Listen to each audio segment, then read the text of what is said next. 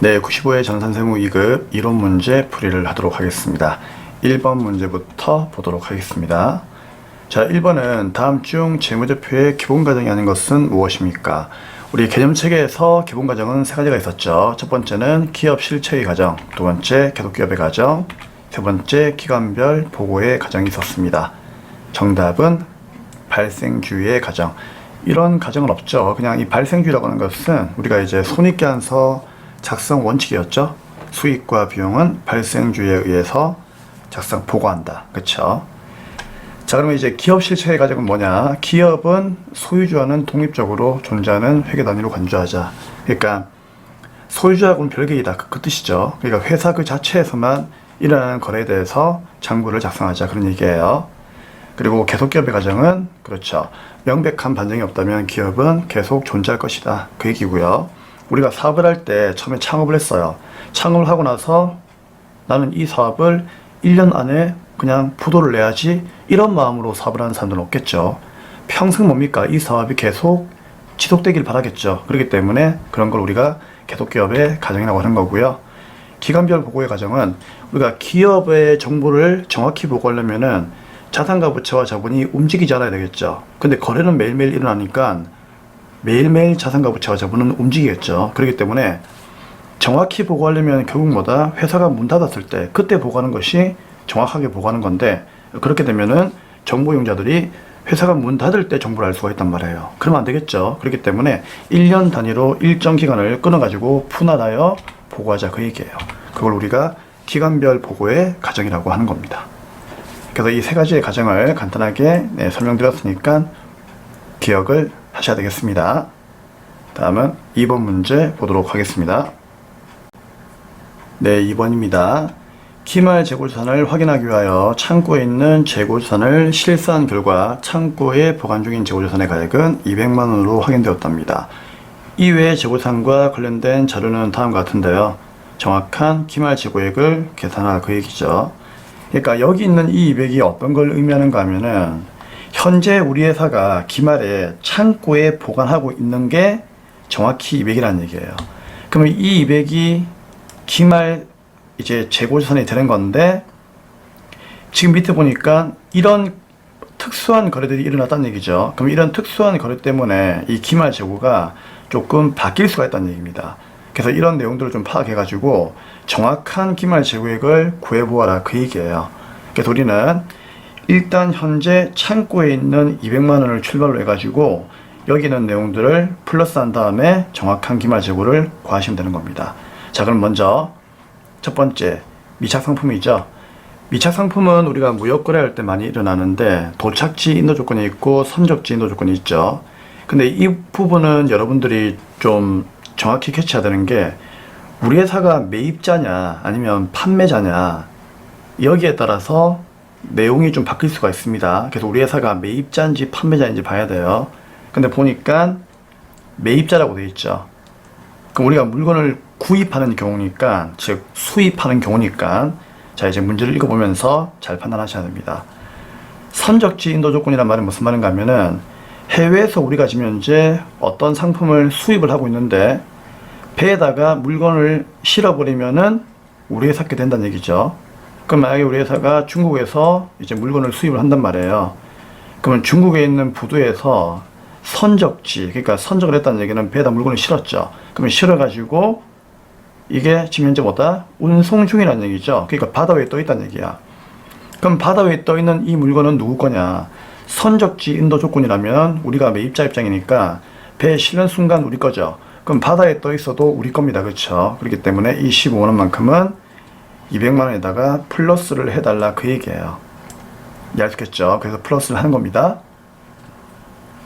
그리고 시성품은 쌤이 주로 이제 설명할 때 안마의자 많이 설명하죠.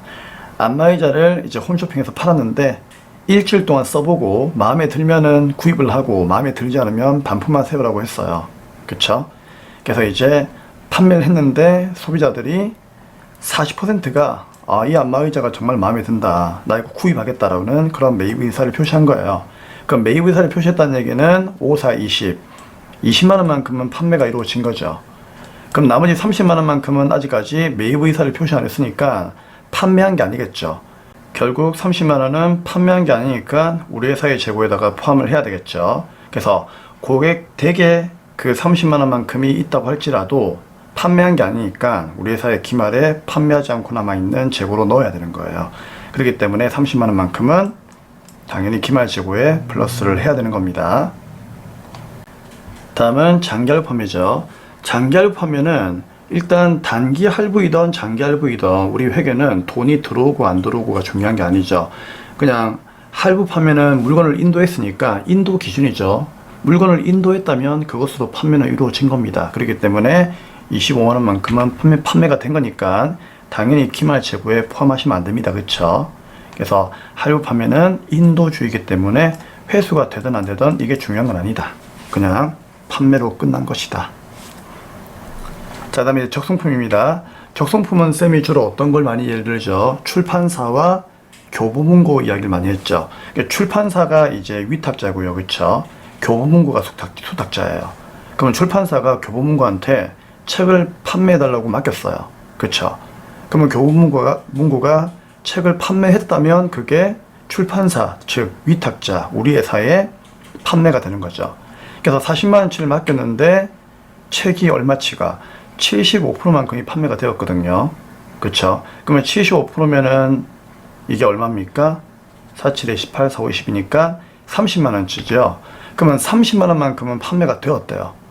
그러면 교보문고의 그 진열대 위에는 우리 책이 얼마만큼이 판매가 되지 않고 남아있습니까? 10만 원만큼이 판매가 되지 않고 남아있겠죠. 그럼 그 10만 원도 우리 회사의 기말 재고에다가 포함을 해야 되는 거죠. 그래서 10만 원만큼, 즉 25%가 안 팔렸죠. 10만 원만큼은 이제 우리 회사의 재고로 포함을 해야 되는 겁니다. 그러면 결국 200만 원에서 15만 원, 30만 원, 10만 원 더해가지고 255만 원이 우리 회사의 기말 재고로 결정이 되는 겁니다. 정답은 2번이 되는 거예요. 다음은 3번 문제를 보겠습니다. 일반 기업 회계 기준상 유가증권에 대한 설명 중 잘못된 것이 뭐냐 묻고 있죠. 우리 유가증권에 대해서 물어보는 문제는 전산회계 2급 때부터 계속 나오는 문제였죠.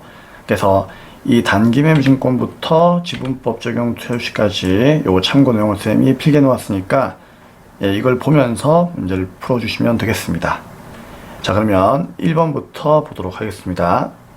지분증권. 자, 지분증권은 주식을 얘기하는 거죠. 그쵸? 그러면 주식 투자에 대한 현금 배당은 현금이 들어오는 게 중요한 게 아니고요. 그 배당금을 받을 권리와 금액이 확정만 되면 됩니다. 아시겠죠? 그래서 그런 시점에 영업의 수익으로 인식한다. 맞는 말이죠.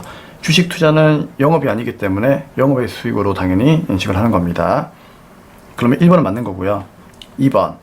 매도강증권을 공정가치로 평가했다. 우리 매도강증권은 공정가치로 평가해가지고 평가이익이나 평가손실이 나오게 되면은 누구였죠? 자본 항목의 매해파 기억나시죠? 매해파에서 매가 뭐였죠? 매도강증권 평가손익이었죠? 얘는 뭐다? 그렇죠. 기타 포괄손익 누계액이에요. 그렇기 때문에 수익 비용이 아니기 때문에 단기 순이익에 영향을 미치지는 않습니다. 맞는 말이죠. 하지만 단기 매매증권의 평가 이익과 손실은 수익 비용이니까 단기 순이익에 영향을 미치겠죠. 그러나 매도강증권 평가 손익은 기타 포괄 손익 누계액이니까 단기 순이익에 영향을 미치지 않아요. 꼭 기억하셔야 되겠죠. 다음 3번. 단기 매매증권이 시장성을 잃었다. 자, 보세요. 단기 매매증권은 시장성이 있고 AND라고 했죠. AND. 두 가지의 요건을 만족시켜야 돼요. 그러니까 시장성이 있고 AND 단기 매매가 목적이라면 그때는 단기 매매증권이 되는 겁니다. 근데 이 둘 중에 한 개라도 깨지게 되면 오화가 되기 때문에 이때는 매도가능증권이 되는 거예요. 그러면 시장성을 잃었다면, 그쵸? 상실했다면 그때는 뭐다? 시장성이 없는 거니까 그때는 매도가능증권이 되는 거죠. 근데 만기보유증권으로 분류한다고 했기 때문에 이게 틀린 거죠. 매도가능증권으로 분류합니다. 정답은 3번이 잘못된 것입니다. 다음 4번. 매도가능증권은 보유 목적에 따라서 유동자산으로 분류될 수도 있습니다. 자, 이게 누구랑 비슷한 개념인가 하면은 유동성 장기부채 기억나시죠? 그쵸? 우리 장기차입금은 원래 비유동 부채인데 얘가 만기가 1년 이내로 도래되면은 유동성 장기부채라고 하는 유동부채가 되는 거잖아요. 그거하고 좀 비슷한 논리예요. 그러니까 나는 이제 장기성 이제 채권을 하나 샀어요. 예를 들어서 만기가 1년 이상인데, 그쵸? 걔를 구입을 했는데, 걔가 처음에는 이제 장기 투자 목적이니까 매도하는 증권으로 채권을 분류했다는 얘기죠. 그때는 당연히 뭐다? 이거 기억나십니까? 178번 밑에 거. 요 비유동 자산으로 이렇게 우리가 분개를 했겠죠. 근데 얘가 만약에 만기가 이제 1년 이내로 다가왔다는 얘기죠. 그러면은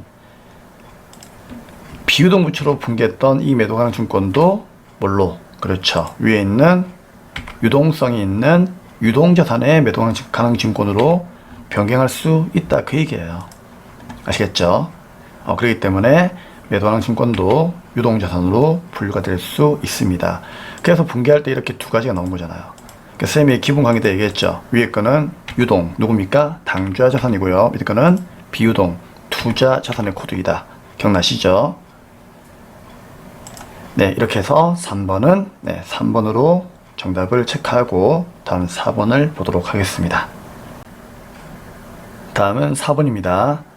다음 중 유형자산의 취득원가에 대한 설명으로 틀린 것은 무엇입니까? 자, 1번. 유형자산을 외부에서 구입한 경우에 취득시 부대비용은 유형자산의 원가에 가산한다. 당연한 거죠. 당연한 거기 때문에 더 이상 설명 안 드릴게요. 네. 자, 다음 2번. 토지의 취득과 관련하여 취득세가 발생했답니다. 그럼 이 취득세도 토지의 원가에 포함해야 되겠죠? 근데 이는 토지의 원가가 아닌 세금과 공가로 처리한답니다. 틀렸죠? 정답은 2번입니다. 세금과 공가로 처리하는 것들은 어떤 것들이 있었죠? 이거는 취득할 때 세금은 포함을 해야 되지만 보유하는 기간 중에 발생하는 세금들 있죠. 걔들이 세금과 공가죠. 주로 누구였습니까? 기억나십니까? 재산세, 그쵸? 그 다음에 뭐 자동차세 같은 것들. 그런 것들이 세금과 공가지, 취득세는 취득 시에 발생하는 거기 때문에 취득 원가에 포함을 해야 돼요. 3번. 유형자산의 취득과 관련하여 국공채를 불가피하게 매입을 한다. 우리 자산 구입하면은 무조건 법적으로 구입을 해야 되는 그런 국채 공채가 있었죠. 자, 그런 경우는 어떻게 한다? 당해 채권의 매입 금액과 현재 가치와의 차익도 유형자산의 취득원가에 포함을 한다. 이 말은 쉽게 얘기하면은 이제 현재 가치를 초과한 금액을 의미하는 거죠. 맞잖아요, 그렇죠? 현재 가치하고 매입 금액의 차익이란 말은 현재 가치의 초과분을 얘기하는 거죠. 고가로 매입한 경우. 그래서 고가로 매입한 경우에 그 고가로 초과한 부분은 유형자산의 취득원가에 포함했잖아요, 그렇죠? 예, 그 얘기하는 겁니다. 4번. 유형자산의 설계. 유형자산의 설계는 말 그대로 뭐죠? 설계도 취득이죠. 우리가 말 그대로 이제 건설을 해가지고 취득을 하는 거죠. 그렇기 때문에 설계와 관련하여 전문가에게 지급하는 그런 비용들도 다 유형자산의 원가에다가 포함을 하시면 되는 겁니다. 아시겠죠? 설계도 취득이다. 그래 보시면 되는 거예요. 네, 정답은 2번이었습니다. 다음 이제 5번 문제 보도록 하겠습니다. 네, 다음은 5번 문제입니다. 다음에 거래 형태별 수익 인식 기준 중 옳지 않은 것은 무엇입니까? 자, 1, 2, 3, 4를 보니까는 뭐 위탁 판매, 시용 판매, 상품권 할부 판매 나와 있는데 이거 재고자산에서 특수한 매매에 관한 그런 내용이었죠. 그래서 쌤이 위탁 판매의 경우에는 어떤 걸 많이 예를 들어 드리느냐 하면은 출판사하고 서점, 즉 뭐 여러분 아시는 교보문고, 자, 그런 이제 사를 많이 들어드리죠. 예를 들어서 우리 회사가 출판사예요. 아시겠죠? 그럼 출판사가 이제 교보문고에다가 책을 판매해달라고 이렇게 맡긴단 말이에요. 그 맡기는 이 책을 뭐라고 한다? 위탁 상품 또는 적성품이다라고 이렇게 이야기를 하는 거예요. 그렇죠?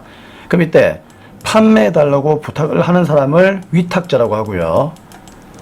내가 판매해 줄 테니까 수수료다오 라고 얘기하는 이런 이제 사업자를 수탁자라고 이렇게 불러주는 거죠. 그렇죠? 그럼 이 문제는 위탁자 입장에서 언제 판매라고 하는 수익으로 인식할 거냐 그 얘기예요. 그러니까 수익은 곧 판매죠. 판매. 매출을 의미하는 거죠. 그러니까 언제 판매로 인식하느냐 그 얘기인데 언제입니까? 첫째, 출판사가 책을 맡기는 날? 아니죠. 교보문고가 이 책을 판매를 해야만 그때서야 출판사의 수익이 인식되는 겁니다. 그렇기 때문에 수탁자에게 물건을 인도하는 시점이 아니라 수탁자가 그렇죠 위탁품을 판매하는 시점에 수익을 인식하니까 정답은 1번이 되는 겁니다. 이해할 수 있겠습니까? 네. 다음 두 번째, 시용 판매. 자, 시용 판매는 이제 어떤 거죠? 시범적으로 사용해보고 마음에 들면은 구매하세요라고 이제 고객들에게 이제 일정 기간 동안에 시범적으로 사용해보라고 이렇게 보내는 물건이죠. 그렇죠? 그럼 이거는 언제 수익을 인식한다? 고객이 구매 의사를 표시하면 되는 거예요. 맞는 말이고요. 자, 상품권. 우리 상품권 같은 경우에는 이마트 생각하면 되죠. 이마트가 상품권 팔았어요. 이거는 계약금 받은 거죠. 왜요? 상품권이라고 하는 종이만 팔았지, 종이만 팔고 돈만 받았지, 매장 안에 있는 과자나 음료를 준 건 아니잖아. 그쵸? 그럼 언제가 판매가 되느냐? 상품권이 들어와가지고 과자나 음료를 가져가야 되겠죠. 즉, 재화를 인도하는 시점이, 그렇죠, 수익을 인식하는 기준입니다. 3번 맞는 거고요. 자, 할부 판매는 알고 있죠. 우리 회계는 돈이 들어오고 나가고 이게 중요한 게 아니고요. 그냥 물건을 뭐다? 인도하기만 하면은 판매가 되는 거예요. 그래서 인도하는 시점이, 그렇죠, 수익을 인식하는 시점이니까 결국 옳지 않은 것은 1번이 되는 겁니다. 자, 다음은 6번 문제 가도록 하겠습니다. 네, 다음은 6번 문제입니다. 자, 6번 문제부터는 이제 원가회계인데요. 원가회계는 잠시 원가회계 암기사항을 좀 보고 그 다음에 문제를 풀어보도록 하겠습니다. 화면 보겠습니다. 네, 원가회계 문제를 풀기 앞서 자, 원가회계 이론 간단하게 암기하고 그 다음에 문제를 풀도록 하겠습니다. 정말 중요한 내용이죠. 자, 첫 번째, 원가는 발생 형태에 따라서 재료비, 농업이, 제조용비로 나누고 있습니다. 두 번째, 원가는 다시 추적 가능성에 따라서 추적할 수 있으면 직접비, 추적할 수 없으면 간접비라고 하는 원가로 다시 분류가 되고 있고요. 그 다음에 원가는 행태에 따라서 고정비와 변동비로 나누고 있습니다. 다음 이제 기초원가에 대해서 물어보는 문제가 많이 나오는데, 자, 기초원가는 두 가지가 있죠. 직접 재료비하고 직접 농업비, 이렇게 암기하시면 되고, 그 다음에 가공원가에 대해서도 물어보는데, 가공원가란 직접 재료비를 제외한 나머지 원가죠. 그러니까 직접 재료비를 제품으로 가공시켜주는 원가를 가공원가라고 해요. 그래서 제품으로 전환시킨다라고 해가지고 전환원가다라고도 이렇게 불러줍니다. 그래서 이 전환원가는 결국은 직접 재료비를 제외한 나머지 원가니까 원가에서 직접 재료비를 빼면은요, 남는 거는 직접 농업비, 그 다음에 제조간접비가 있기 때문에 직접 농업비 플러스 제조간접비, 이렇게 기억을 하시면 되겠습니다. 그리고 문제에서는 기초원가, 가공원가 둘 다 속하는 것은 무엇인가를 물어보는 문제가 가끔씩 나오는데, 그때는 직접 농업비가 있다 라고 이야기를 하시면 되겠습니다. 자, 그다음에 이제 의사결정을 할 때 이제 매물원가하고 기여원가에 대해서 개념을 물어보는데, 자, 매물원가는 의사결정에 전혀 영향을 주지 않는 원가죠. 꼭 기억하셔야 됩니다. 그래서 의사결정에 전혀 영향을 주지 않는다는 얘기는 과거에 이미 발생한 원가예요. 그러니까 과거에 이미 발생했기 때문에 현재 의사결정을 할 때는요, 전혀 영향을 주지 않는다는 얘기죠. 꼭 기억하시고요. 그 다음에 기여원가는 최선의 선택을 위해서 포기한 다른 원가 중에서 가치가 가장 높은 원가를 의미합니다. 그렇죠? 그 다음에 마지막으로 고정비와 변동비에 대해서 이제 요 두 가지의 그래프의 모양을 물어보는데, 먼저 변동비부터 보겠습니다. 자, 변동비는요, 생산량이 오른쪽으로 갈수록 증가하는 거죠. 그러면 생산량이 증가하면은 총 원가가 증가합니다. 그렇죠? 하지만 누구는요, 단가는 일정합니다. 알고 있죠? 그래서 이 내용을 꼭 암기하셔야 되고, 반면에 고정비는요, 생산량이 오른쪽으로 증가할수록 전체 원가는 일정하지만 단가는요, 그만큼 감소할 수 있다. 기억나시죠? 같이 암기를 하셔야 됩니다. 그럼 거꾸로 갔을 때도 볼 수 있기 때문에, 자, 거꾸로 갔을 때는 어떻게 되겠습니까? 변동비는 생산량 감소하면은 총원가도 감소하고, 그렇죠? 하지만 단가는 그대로 일정합니다. 근데 고정비는 어떻습니까? 생산량 감소해도 총원가는 일정하지만 단가는 오히려 증가할 수가 있다, 그 얘기예요. 그렇죠? 그래서 거꾸로 갈 수도 있는 거기 때문에 이렇게 두 가지를 양방향으로 언제라도 물어볼 수 있으니까 꼭 암기를 해 주셔야 되겠습니다. 자, 그럼 이제 원가회계 문제 풀이하도록 하겠습니다. 네, 그러면 6번 문제부터 풀이를 하도록 하겠습니다. 다음 중 원가의 개념 설명이 옳지 않은 것은 무엇입니까? 이 문제는 여러분들이 좀 암기를 해야만 풀 수 있는 그런 문제이기 때문에 조금 암기를 해주셔야 됩니다. 자, 1번 통제 가능한 원가. 자, 특정 경영자가 원가 발생액에 대해서 영향을 미칠 수가 있다면은 통제 가능 원가라고 합니다. 문제를 통해서 암기를 해줄 수 있도록 합니다. 그럼 영향을 미칠 수 없다면은 그때는 통제 불능 원가가 되겠죠. 그다음 두 번째, 매분 원가. 자, 방금 봤던 내용이죠. 과거의 의사결정으로 이미 발생한 원가죠. 그러니까 과거에 이미 발생한 원가이기 때문에 의사결정에 고려가 되어서는 안 되는 원가입니다. 자, 여기 나와 있었죠. 매분 원가. 자, 그 다음에 세 번째, 기회 원가. 재화나 용역 또는 생산 설비를 특정 용도 이외의 다른 대체적인 용도. 이 말이 무슨 말인가 하면은, 선생님 방금 기회 원가는 최선의 선택을 위해서 포기한 다른 원가라고 했잖아요. 그 중에서 가치가 가장 높은 원가라고 했죠. 그쵸? 그러면 최선의 선택을 내가 지금 하고 있어요. 하고 있는데 이 선택을 하지 않았다면 이제 다른 대체적인 어떤 그런 선택이 있었겠죠. 그래서 그때 말하는 그 대체를 얘기하는 겁니다. 그래서 다른 대체적인 어떤 이제 선택을 우리가 했다면은, 용도를 사용했다면은, 그때 얻을 수 있는 최대의 가치가 바로 기회 원가입니다. 이때 중요한 거는요. 자, 최대의 금액이지 절대로 평균치가 아닙니다. 한 번씩 여러분들을 좀 현혹시키는 자료로 이렇게 평균치이다 이렇게 나올 수도 있어요. 평균치 아니에요. 무조건 최대의 금액입니다. 아시겠죠? 최대의 가치를 얘기하는 겁니다. 자, 4번. 관련 원가. 여러 대안 사이에 차이가 나는 원가로서 의사결정에 간접적이 아니고 직접적으로 관련되는 원가를 관련 원가라고 합니다. 그래서 옳지 않은 것은 4번이 되겠죠. 그래서 1번, 2번, 3번은 맞는 내용이니까 그대로 여러분들이 암기하셔야 되고요. 정답은 4번이 옳지 않습니다. 직접적으로 관련이 되는 원가입니다. 자, 다음은 7번 문제 보도록 하겠습니다. 다음은 7번입니다. 다음 중 보조 부문 원가를 제조 부문에 배부하는 방법에 대한 설명 중 틀린 것은 무엇입니까? 우리 배부하는 방법 알고 있죠? 자, 세 가지가 있습니다. 직접, 상호, 단계 배부법. 자, 직접 배부법은 상호 간의 용역 관계를 무시하죠. 그래서 완전 무시가 키워드였고요. 상호 배부법은 보조 부문 상호 간의 용역 관계를 고려하죠. 고려하는데 이거는 완전히 고려하는 거예요. 근데 단계 배부법은요. 상호 간의 용역 관계를 고려는 하는데 완전 고려하는 건 아니고 이제 일부만 고려하는 거죠. 이유는 이제 배부 순서를 정하기 때문입니다. 그쵸? 그래서 정확도는 완전 고려하는 상호가 제일 정확하고요. 그 다음에 단계, 그 다음에 고려하지 않는 직접 배부법이 가장 정확도가 떨어집니다. 자, 그럼 틀린 것은 무엇일까요? 1번. 직접 배부법을 사용하는 경우에는 특정 보조 부문의 원가가 다른 보조 부문에 배부가 되지 않죠. 맞습니까? 네, 맞는 말입니다. 왜? 보조 부문끼리는 도와주지 않기 때문이에요. 2번. 단계 배부법을 사용하는 경우에는 가장 먼저 배부가 된다. 그러니까 배부 순서를 정하죠. 그래서 가장 먼저 배부가 되는 보조 부문의 원가는, 그쵸? 다른 보조 부문에 배부되지 않는다?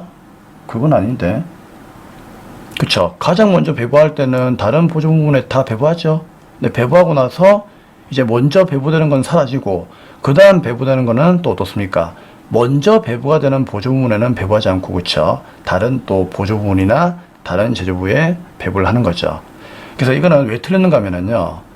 가장 먼저 배부가 되는 보조 부문의 원가는 다른 보조 부문을 도와줍니다. 아시겠죠? 도와주고 이제 자신은 먼저 사라지는 거예요. 그래서 2번이 틀린 겁니다.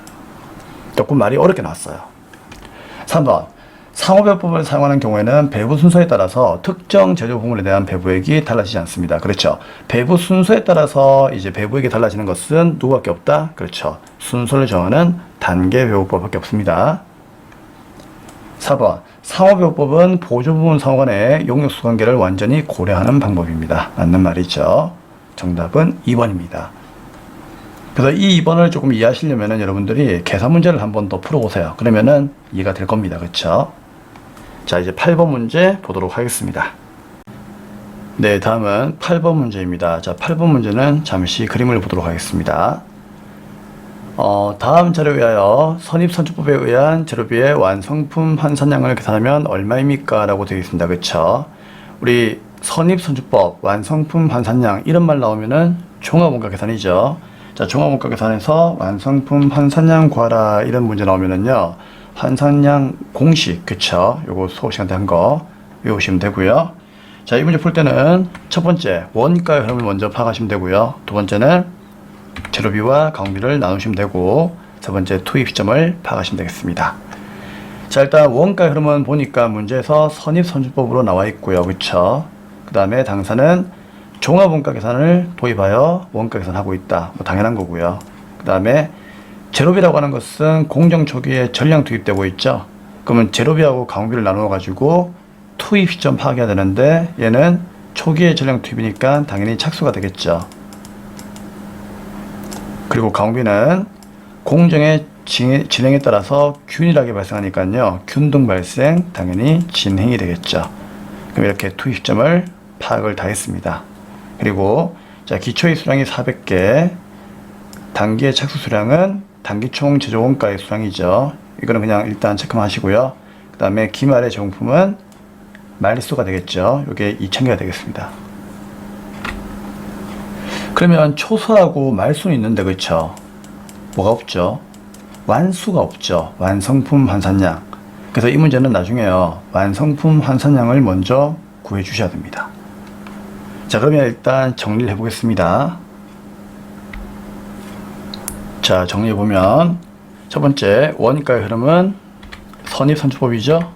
두 번째 재료비와 가공비를 나눌 겁니다. 세 번째 투입 시점인데요, 재료비는 착수라고 되어 있죠. 그렇죠? 착수. 가공비가 진행이었죠. 그러면 착수 시, 진행 시 이렇게 체크하시면 되겠습니다. 게임 끝났죠? 자, 공식 보겠습니다. 선입 선출은 재료비가 착수니까 선입과 착수가 만나는 완수 플러스 말수 마이너스 초수가 공식이 되겠죠. 그 다음에 가공비는 선입의 진행이니까 선입과 진행이 만나는 완수 플러스 말환 마이너스 초환이 되겠죠. 그쵸? 그럼 이제 우리는 어떻게 한다? 이런 수량을 다 대입하면 되는 거예요. 근데 지금 현재 완수가 없으니까 이제 완수를 구할 건데, 이 완수를 구하려면은 어쩔 수 없습니다. 제공품 계정을 그려야 되겠죠. 그쵸? 그러면 제공품 계정 그려가지고, 자, 기초의 수량 몇 개? 400개. 요거를 여기다가 체크하셔야 되고요. 단기에 착수한 수량이 단기 총 제공가의 수량 5000개가 되는 거죠. 그러면 제공품 차변에는 5400개가 있었는데, 기말의 수량이 2000개라는 얘기는 완성품의 수량이 몇 개란 얘기입니까? 5400에서 2000을 빼가지고 얼마? 3000? 그렇죠. 400개가 있었다, 그 얘기잖아요. 그럼 결국은 이제 완성품의 수량은 3400개가 된다, 그 얘기죠. 그러면은 문제는 재료비만 물어보고 있으니까, 이거는 재료비만 물어보고 있으니까 재료비만 구하면 되겠다, 그쵸? 그럼 가공비는 여러분들 그냥 구해보시고요. 자, 재료비만 완성하도록 하겠습니다. 그러면은 완수가 몇 개입니까? 3400개 여기 나왔죠. 그래서 여기다가 3400개 완수고요. 그 다음에 말수는 몇 개입니까? 말수가 2000개가 되겠죠. 그래서 플러스 2000개 마이너스 선입 선출이니까 초수를 빼야 되겠죠. 자, 저번 연도에서 넘어온 400개는 빼야 되겠죠. 마이너스 초수 400개. 그러면은 3400개에서 2000개를 더하고 400개를 빼면 되겠죠. 그럼 몇 개 나옵니까? 5000개 나오겠네요. 정답은 4번이 되겠습니다. 네, 다 했습니다. 자, 그럼 이제 풀이는 다 했는데, 쌤 이거 한 1초 만에 푸는 법을 알려드릴까요? 정답은 착수분 5000개가 답입니다. 왜 그런지 아세요? 자, 보세요. 이게 참고로 진행 시에서는 통하지 않습니다. 착수일 때만 통하는 거예요. 착수일 때만. 자, 왜 그런가 하면은 제공품 계정에서요, 그 400개하고 여기 기초가 400개고 단기가 5000개고 완성품이 3400개잖아요. 그쵸? 기말이 2000개. 이건 어떻게 나오는지 알고 있죠? 어차피 차변과 대변은 합계가 일치하니까. 그쵸? 그러면은 선입 선출의 착수의 공식은요, 어차피 완수 3400개에서 말수 기말 2000개 더해가지고 초수 이 400개를 빼면 되는 거거든요. 맞죠? 그럼 결국 이게 뭐예요? 대변의 합계에서 차변의 기초를 뺀 거니까 결국 이만큼 남잖아요. 그쵸? 근데 이만큼 남는 게 알고 보니까 누굽니까? 단기의 그냥 착수량이죠. 결국 단기의 착수량이 선입선출법의 착수시에 환산형하고 일치하는 겁니다. 단 얘는 공정 초기에 전량 투입되는 착수일 때만 사용하는 거예요. 아시겠죠? 진행일 때는 안 됩니다, 여러분. 그리고 전량 투입되더라도 초기에 전량 투입되어야지 뭐 30% 시점에 투입된다 이런 거 나오면 안 돼요. 그러니까 초기에 전량 투입되었을 때 선입선출법일 경우에만 그냥 착수량 찍으시면 되는 겁니다. 너무 좀 위험한 걸 알려드렸나요? 네. 자, 좋습니다. 다음 문제 풀어보도록 하겠습니다. 네, 다음은 9번입니다. 연산품 원가 계산에 대한 다음의 설명 중 틀린 것은 무엇입니까? 자, 우리 연산품 원가 계산은 쌤이 기본 강의에서 간단하게 설명을 좀 드렸죠. 자, 주로 어떤 기업들이 많이 쓰고 있죠? 정유 업종. 그러니까 우리가 흔히 말하는 휘발유, 경유, 등유, 그쵸? 이런 이제 기름을 이제 가공하여 만드는 그런 기업들, 정유 업종. 그 다음에 또 누가 있죠? 네, 우유, 양농업. 자, 이런 이제 업종에서 많이 사용하고 있죠. 정유 업종 같은 경우에는 이제 이런 통에다가 우리나라에서는 기름이 안 나니까 이 해외에서 원유를 수입해 가지고 이제 넣고 어떻게 합니까? 이걸 끓이죠. 끓이면은 이제 이 기체가 액화가 되면서 이제 분리점이라고 하는 게 생긴다고 했죠. 분리점. 그럼 분리점이 생기게 되면은 이제 어떻게 제품이 분리됩니까? 뭐 일부는 뭐 LPG가 되고, 일부는 뭐 경유가 되고, 뭐 일부는 휘발유가 되고, 뭐 이런 식으로 제품이 연속적으로 여러 가지가 생산된다 그런 얘기예요. 그래서 이걸 뭐라고 한다? 연산품이다라고 이렇게 불러주는 겁니다. 그래서 이런 걸 우리가 뭐라고 하죠? 주로 만들려고 이제 했던 그런 제품이니까 이런 걸 뭐라고 한다? 주산물이다, 뭐 주산품이다라고 이야기를 했죠. 그리고 나서 이제 이렇게 주산물을 다 만들고 나면은 이 밑에 이제 찌꺼기가 난다고 했죠. 요 찌꺼기를 쌤이 뭐라고 했죠? 아스팔트. 기억나십니까? 그런 걸 뭐라고 했죠? 부산물이다라고 이렇게 이야기를 하는 겁니다.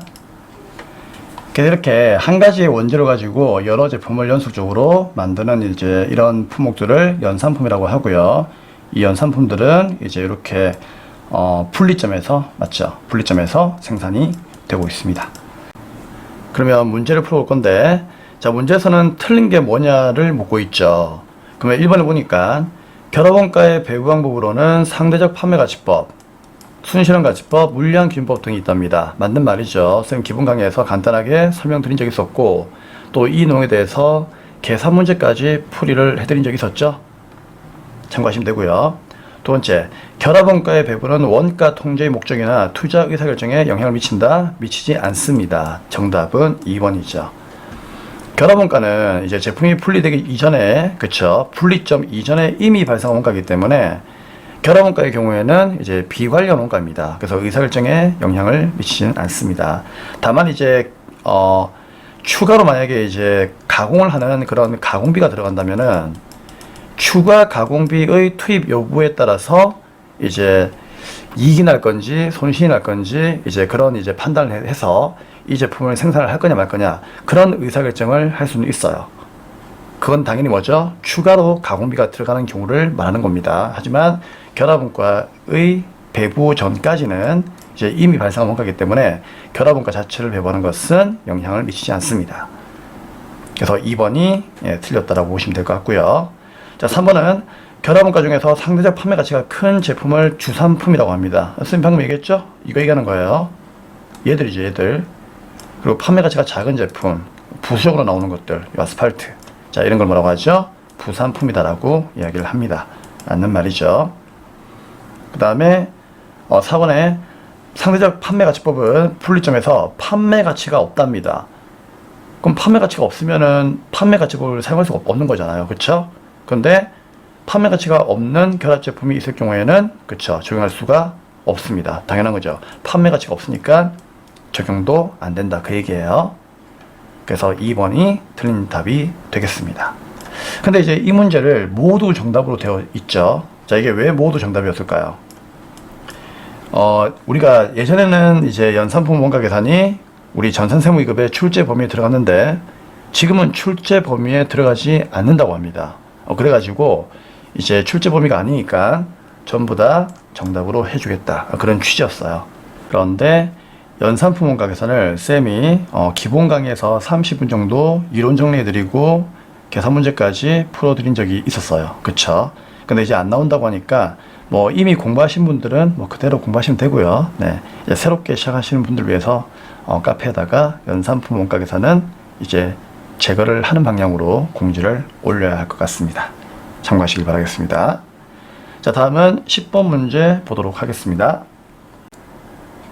네, 다음은 10번 문제를 보도록 하겠습니다. 자, 10번 문제는 그림을 좀 보겠습니다. 먼저 문제 보시면 아래의 자료에 따라서 당월의 기말 제품 재고액을 구하면 얼마인가 라고 나와 있네요. 자, 이 문제 나오면은 무조건 우리는 그림을 그려야 되겠죠. 그렇죠. 제공품하고 제품 계정을 그리셔야 됩니다. 자, 이 계정은 어차피 여러분들 알고 있는 거니까 자, 그냥 이렇게 그려놓고 금액을 대입하도록 하겠습니다. 문제가 기말 제품 재고액이 얼마냐를 물어보고 있으니까 당연히 이게 얼마냐 그 얘기잖아요. 그렇죠? 그러면은 기초의 제품에서 단계 완성품 제품을 더하고 그 다음에 매출원가를 빼면은 기말 제품이 나오겠죠. 맞습니까? 그럼 위에 있는 자료를 대입을 하면 되는데 수험생들이 저한테 물어봐요. 쌤, 기말 제품 재고액 나와 있는데요. 이게 답이 아닙니까? 그렇게 시험 문제를 낼 수는 없겠죠. 그쵸? 자, 이게 답이 아니고요. 여기는 당월에, 그러니까 이번 달에 기말 제품 재고액을 물어보는 거잖아요. 그러면 기말 제품 재고액이 뭐예요? 이번 달에 팔고 남은 걸 얘기하는 거잖아요. 근데 이거는 저번 달에 팔고 남은 거예요. 그러면 저번 달에 팔고 남은 것이 이번 달로 넘어오게 되면은 그게 이번 달에 기초 제품이 되겠죠. 그래서 이 62만 원은 기초 제품을 의미하는 겁니다. 그래서 이 62만 원만큼을 어디에다가 우리가 대입을 해야 된다? 그렇죠. 여기에다가 대입을 해야 되는 겁니다. 그러면 완성품하고 매출원가만 구하면은 이제 이게 나오겠죠. 근데 완성품은 일단 안 나와 있고요. 제품 매출원가 나와 있습니다. 어디에? 당월에 제품을 판매한 원가의 금액. 요게 이거죠. 얼마입니까? 362만 4천 원. 이게 여기로 가면 되는 겁니다. 그러면 이 제품은 없으니까 당연히 어디에서? 그렇죠. 제공품 계정 이 제품을 끌어오면 되겠죠. 그럼 얘를 구하려면은 당연히 이거 두 개 더해서 이거를 빼면 되는 거니까 이 세 개를 대입만 하면 되겠죠. 그러면 기초의 제공품이 얼마가 있습니까? 이게 기초의 제공품이 안 나와 있죠. 그쵸? 그러면 기말 제공품 나와 있습니까? 안 나와 있죠. 대신에 이건 나와 있어요. 이번 달 당월에 기초 대비 기말 제공품 재고액이 감소했답니다. 38만 원이. 그럼 이 말이 무슨 말인가 하면은 기말 제공품이 기초보다 38만 원이 적다는 얘기예요. 그럼 여러분 봐봐요. 그러면 쌤이 요 38만 원을 여기에다가 넣어 볼게요. 그럼 여기에다 넣었다면 기말은 얼마이다? 기말은 0이다 그 얘기예요. 그쵸? 그래서 우리는 이것만 구하면 되는 거기 때문에 기초와 기말은 굳이 안 나와 있어도 기말이 기초보다 38만 원 작다는 얘기니까 기초를 그냥 38만 넣고 얘를 0으로 놓아도 괜찮아요. 그렇게 해도 문제가 풀리거든요. 맞죠? 그러면 단기 총기지원가는 얼마입니까? 312만 4천 원이니까 얘를 그대로 여기다 놓고 이걸 두 개 더하면은 그냥 이 두 개 더한 금액이 완성품이 되는 거죠. 기말은 0이니까. 이해할 수 있겠죠? 그러면 여러분들 이런 생각 하시면 안 되겠죠? 그럼 쌤, 기초제공품이 38만 원만큼 얘보다 많지만 기초가 38만 원 아니잖아요. 기초가 138만 될 수 있잖아요. 그럼 기초가 138만 원이면 기말은 얼마일까요? 38만 원 작으니까 얘는 100만 원 되겠죠. 그렇죠? 하지만 이렇게 더해가지고 이렇게 빼나 아니면은 이 100만 원 없고 그냥 이걸 0으로 놓고 얘를 38만 넣고 빼나 어차피 그게 그거잖아요. 그렇죠? 산수의 문제죠. 그렇죠? 산수의 논리예요. 그렇기 때문에 이렇게 나올 때는요. 어떻게 한다?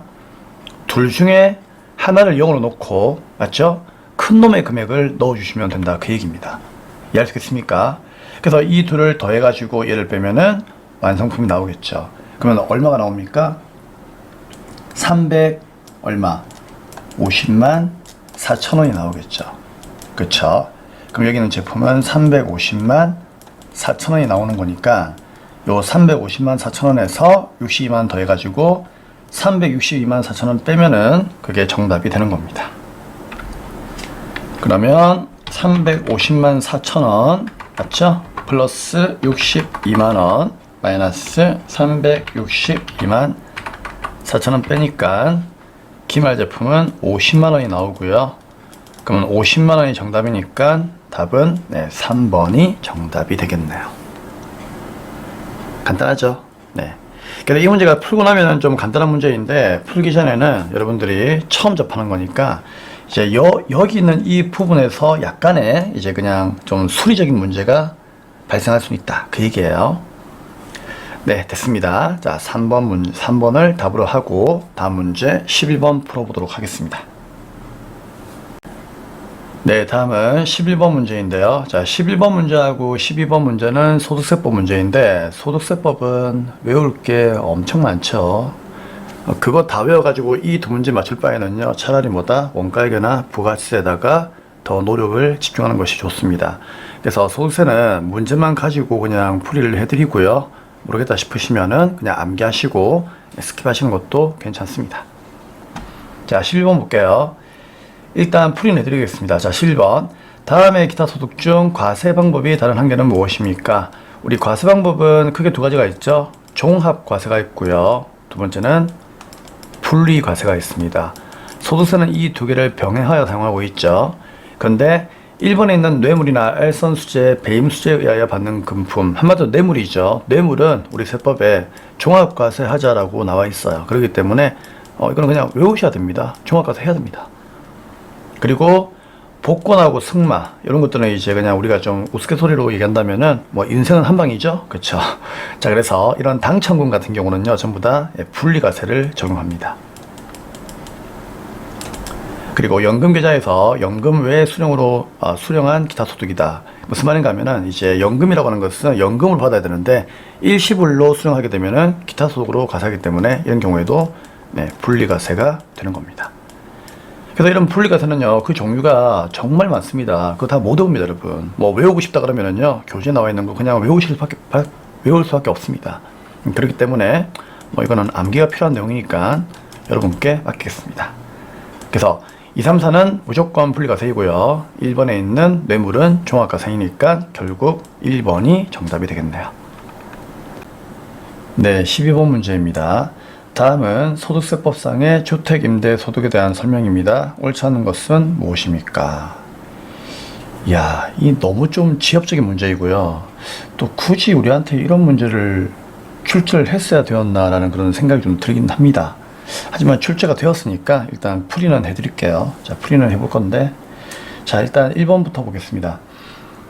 두 개의 주택을 소유한 자가 주택을 전세로만 임대하고 받은 전세 보증금에 대해서는 소득세가 과세가 되지 않습니다. 이게 맞는 말입니다. 우리 이 내용은 부가지세법에서 배웠던 간주임대료를 생각하시면 될 것 같아요. 그래서 전세 보증금에 대해서 이제 간주임대료가 나오게 되면은 그에 대해서도 이제 소득세를 과세를 하는데, 그건 이제 2주택까지는 아니고요. 3주택 이상의 경우에만 과세를 합니다. 근데 3주택 이상의 경우에도 주택의 또 요건을 봐야 돼요. 주택이 3주택 이상이더라도 그 중에서 뭐 하나의 주택이 뭐 예를 들어서 뭐 몇 평 이하이고, 그쵸? 그 다음에 뭐 기준시가가 얼마 이하인 것은 또 주택수에 포함 안 하고, 이런 지역적인 내용들이 너무나 많아요. 그렇기 때문에 뭐 그런 내용까지 다 얘기해 드릴 수는 없고, 일단 그래도 3주택부터는 과세한다는 거, 그거는 이제 그냥 참고적으로만 아시면 될 것 같고요. 2번은 주택임대 수입이 2천만 원 이하이면 분리과세를 적용한다. 자, 이걸 다른 말로 분리과세 주택임대 소득이다라고 이야기를 합니다. 그렇기 때문에 뭐 그런갑다 하고 넘어가시면 되고요. 이걸 또 구체적으로 들어가게 되면은요, 세부담 최소화 과정 시에 결정세액을 또 선택해야 되는 그런 케이스가 있기 때문에 또 구체적으로 또 따진다면은 이거는 이제 종합소득 과세 표준을 계산할 때 그냥 뭐 합산하지 아니한다 뭐 이런 표현을 쓰고 있더라고요. 하지만 일단 출제위원회 입장에서는 그냥 분리과세 주택임대소득에 대한 내용이다 라는 것 정도만 이제 언급을 한 거기 때문에 그냥 이것도 그냥 옳은 것으로 보고 넘어가시면 되겠습니다. 다음 3번. 본인과 배우자가 세대를 달리하여 주택을 소유하여도 주택수는 합산을 해야 됩니다. 아시겠죠? 본인과 배우자는 이제 부부죠. 부부는 주택수를 합산합니다. 그럼 틀린 것은 3번이 되겠네요. 다음 4번. 1주택자의 기준시가가 9억 원을 초과하는 주택에 대한 월세 임대 소득은 소득세를 과세합니다. 맞는 말이죠. 원래 1주택에 대한 임대 소득은 이제 비과세로 이제 되어 있습니다. 그렇죠? 비과세인데 해외에 만약에 주택이 있거나, 아시겠죠? 또는 이제 국내 기준시가가 9억 원을 초과하는 이런 고가의 주택이 있을 경우에는요, 그런 주택에 대해서는 예외적으로 소득세를 과세합니다. 그래서 해외 주택, 그 다음에 9억 원 초과 이런 경우에는 1주택이라도 소득세를 과세한다는 거, 그렇게만 간단하게 정리하시면 되고요. 그 이외에 뭐 지역적인 내용들 엄청 많아요. 그런 거 우리가 전부 다 알 수 없습니다. 저도 모릅니다, 여러분. 그렇기 때문에 여기까지만 정리하시면 될 것 같습니다. 정답은 3번이고 이제 13번 문제 보도록 하겠습니다. 다음은 13번 문제입니다. 자, 13, 14, 15 문제가 부가세이고요. 이번에는 뒤로 이렇게 밀려가지고 세 문제가 출제가 되었습니다. 자, 먼저 13번 보겠습니다. 부가세법에 따른 공통매입세액의 안분계산 배제 사유, 이거 기억나시죠? 네, 기본 강의도 쌤이 세 가지를 정리해드렸고요. 해당하지 않는 것은 무엇입니까? 자, 여기 참고사항에 보시면은 이렇게 쌤이 정리해놨는데, 이거 간단하게 외울 때 어떻게 외우죠? 네, 5% 미만, 그렇죠. 5만원 미만, 그 다음에 신규 사업자. 기억나시죠? 대신에 이제 면세공급가액의 비율이 5% 미만인 경우에는 배제는 하지만 그 공통매입세액이 500만원 이상인 경우에는 어떻게 한다고 했죠? 그때는 제외한다. 즉 500만원 넘어가면은 아무리 면세 비율이 5% 미만이라 할지라도 안분계산 하라고 했죠. 그쵸? 그래서 이게 정답이 1번이 정답이 되는 거예요. 1번이 배제 사유가 아니죠. 1번이 그렇죠. 안분계산 해야 됩니다. 나머지는 안분계산 안 해도 괜찮아요. 5만원 미만, 그쵸? 신규 사업자, 그리고 5% 미만이면서 500만원 미만인 경우, 그쵸? 근데 이제 1번이 왜 정답인가 하면은 이게 면세 비율이 3%니까 5% 미만의 조건은 들어왔죠. 들어왔는데 하필 공통매입세액이 500만원이에요. 그럼 쌤이 얘기했죠. 500만원 이상인 경우에는 안분계산 한다고요. 그래서 이게 500만원이니까 정확히 500만원 이상에 걸렸죠. 그래서 이런 경우에는 안분계산을 해야 됩니다. 그렇기 때문에 1번이 정답이 되겠습니다. 잘 나오는 그런 내용은 아닌데 가끔씩 진짜 물어보는 내용이기 때문에 쌤이 요 세 가지를 다시 한 번 더 여러분께 정리를 해드렸습니다. 요 보시면서 꼭 암기하세요. 네, 다음은 14번 문제입니다. 다음 중 부가지수법상 영세율 적용 대상 거래가 아닌 것은 무엇입니까? 자, 1번 재화의 수출. 당연히 재화를 수출하는 것은 0%가 적용되죠. 맞는 거고요. 2번 국내 사업자의 용역의 국외 공급. 자, 이게 뭐죠? 건설 용역이죠. 국내에 있는 건설업체가 해외 나가가지고 뭐 빌딩이나 아파트와 같은 건물을 이제 건설해주게 되면요, 이런 경우는 건물을 판매한 게 아니고요. 그쵸. 건설 용역을 해외에다가 수출한 거예요. 그렇기 때문에 해외 건설 용역은 당연히 0%가 적용됩니다. 그 다음에 내국 시공장에 의해서 공급하는 수출 재화의 임가공 용역. 이거는 맨날 우리가 그 매매춘표에서 분개하는 거기 때문에 당연히 영세인 거 알고 있죠. 정답은 4번이 되겠습니다. 국가나 지방자치단체, 지방자치단체 조합이 공급하는 재화나 용역은 영세가 아니고요. 이거는 면세입니다. 그래서 4번은 면세에 대한 설명이니까 정답이 4번이 되는 겁니다. 다음은 15번 문제입니다. 다음 중 부가세법에 따른 세원계약서의 발급 의무 면제에 해당하지 않는 것은 무엇입니까? 우리 세원계약서 발급 의무 면제는 세원계약서의 필요적 기재사항과 함께 무조건 암기를 해야 되는 내용이죠. 이건 별표입니다. 전산회계 1급 때부터 계속 암기를 해왔던 내용이고 전산세무에서도 출제가 자주 되는 내용이기 때문에 암기하셔야 됩니다. 그래서 6가지 꼭 기억하시고요. 자, 일단 뭐 이 내용들은 쌤이 더 이상 얘기하진 않을 테니까 그냥 읽어보시면 되고요. 여기서 특히 중요한 거 2021년도에 세법 개정된 내용이 있죠. 간이가 사업자는 이제 직전 연도에 연간 공급대가가 4,800만원, 그쵸? 미만인 간이가 사업자만 세원계약서를 교부하지 않고요. 4,800만원 이상인 간이가 사업자는 세원계약서를 발급합니다. 그래서 간이가 사업자도 이제 세원계약서를 교부하는 자와 교부하지 않는 자로 나누어지니까 꼭 이걸 구분하셔야 돼요. 그래서 이게 2021년도 7월 1일 이후에 시험을 치시는 분들은 이 내용이 꼭 이제 시험 문제에 나올 거니까 좀 공부를 해야 되겠다라는 그런 생각이 듭니다. 꼭 암기하세요. 자, 일단 면제에 해당하지 않는 것은 몇 번입니까? 자, 직수출은 당연히 면제죠. 미용실 당연히 면제이고요. 구매확인서에 의해서 수출업자에게 재화를 공급하는 경우는 이런 경우는 내국시행정과 더불어서 영세율세관계안서를 발행해야 됩니다. 그렇죠? 3번이 정답이 되겠네요. 사업상 증여는 간주 공급이기 때문에 당연히 면제가 되겠죠. 정답은 3번입니다. 네, 이상으로 15분까지 이론 문제를 마감하였습니다. 네, 열심히 복습해 주시고요. 다음 강의는 96회차 전산세무 2급에서 뵙도록 하겠습니다. 감사합니다.